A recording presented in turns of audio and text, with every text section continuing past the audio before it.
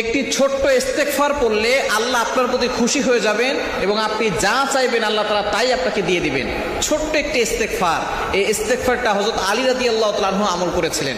একবার এক ব্যক্তি আলী রাদিয়াল্লাহু তাআলার কাছে এসেছেন, তখন তিনি যানবাহনে উঠবেন। এটা শামালে তিরমিজির 233 নম্বর হাদিসে রয়েছে। শামালে তিরমিজি মানে হচ্ছে ইমাম তিরমিজি রাহমাতুল্লাহ এমন একটি রচনা করেছেন যেখানে নবীজি সাল্লাল্লাহু আলাইহি সাল্লামের অবয়ব কেমন ছিল, নবীজি সাল্লাল্লাহু আলাইহি সাল্লাম সম্পর্কে আলোচনা করেছেন। এই শামালে তিরমিজি 233 নম্বর হাদিসের ভিতরে আলী রাদিয়াল্লাহু তাআলা আনহু একবার তিনি একটা বাহনে উঠলেন, উঠার পরে তিনি বিসমিল্লাহ বলে উঠেছেন, এরপর একটা দোয়া পড়েছেন, সুবহানাল্লাযী সাখারা লানা হাযা ওয়া মা কুন্না লাহু মুকরিনিন ওয়া ইন্না ইলা রাব্বিনা লামুনকালিবুন। সুতরাং বাহনে যাওয়ার সময় আমরা যখনই কোনো সফরে যাব, গাড়িতে উঠবো, তখন এটা পড়বো।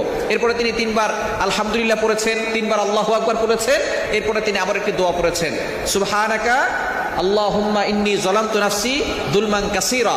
তিনি আল্লাহর কাছে ক্ষমা চাইলেন যে আল্লাহ আমি